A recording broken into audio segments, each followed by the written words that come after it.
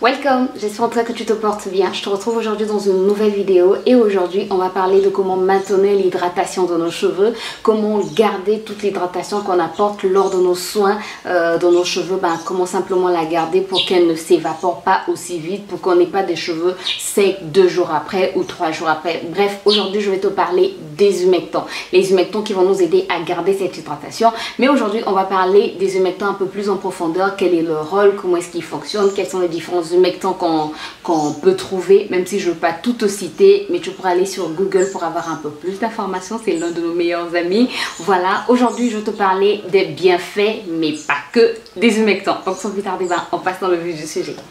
Alors aujourd'hui je vais te parler des humectants. Déjà il faut savoir que les humectants ont une grande capacité d'attraction de l'eau et c'est ainsi qu'ils permettent en fait d'améliorer considérablement l'hydratation de nos cheveux. Ils vont rendre nos cheveux plus doux, plus soyeux, plus malléables, plus élastiques. Ils vont bien redessiner les boucles, ils vont protéger nos cheveux contre la sécheresse, contre le vent. Bref, les humectants c'est très important. Donc quand vous faites vos DIY ou quand vous achetez vos produits capillaires dans des supermarchés, regardez la composition, regardez s'il y a des humectants à l'intérieur. C'est très important d'avoir des humectants parce que ces molécules-là, ce sont ces ingrédients, ces produits qui vont nous aider à pouvoir garder, à pouvoir maintenir l'hydratation. Alors, comment est-ce qu'ils fonctionnent? Les humectants fonctionnent comme des...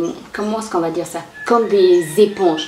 Comme des éponges, en fait, qui vont attirer l'eau et la garder. Donc, ils vont attirer l'eau, que ça soit de l'intérieur, donc de nos cellules, ou de l'extérieur, l'endroit où tu te trouves. Bref, oui, de l'extérieur.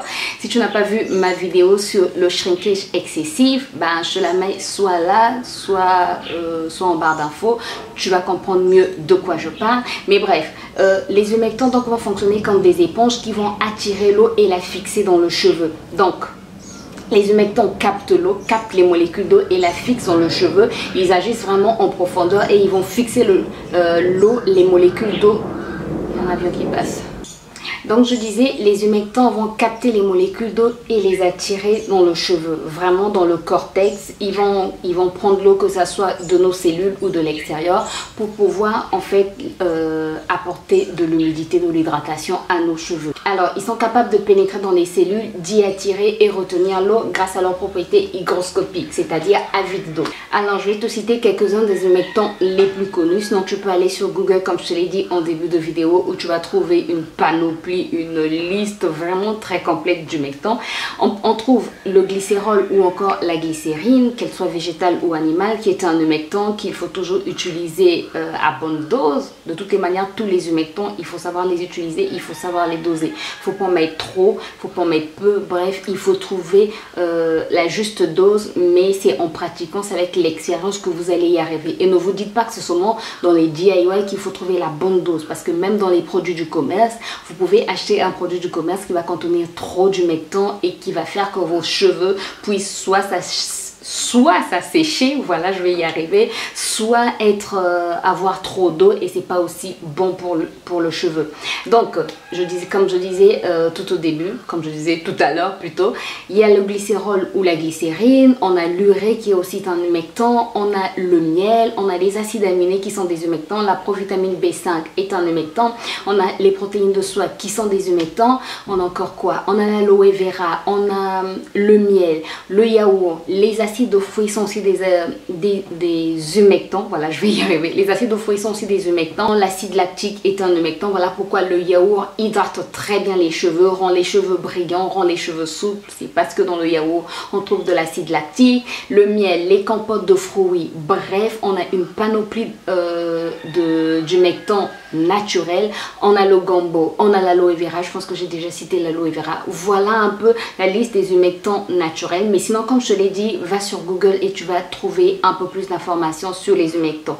Alors, je voulais aussi te dire que les humectants peuvent devenir ton pire ennemi, comme je l'ai dit dans ma vidéo sur le shrinkage excessif. Donc, quand tu utilises des humectants, tu dois savoir bien doser. Ce que je te conseillerais, c'est de commencer par des petites doses et au fur et à mesure, tu pourras augmenter pour savoir exactement quelle dose utiliser. Et je te conseillerais aussi d'utiliser un humectant à la fois. C'est-à-dire, c'est pas la peine de mettre par exemple de la provitamine 5, des protéines de soie, de la glycérine glycérine, du miel dans un même DIY.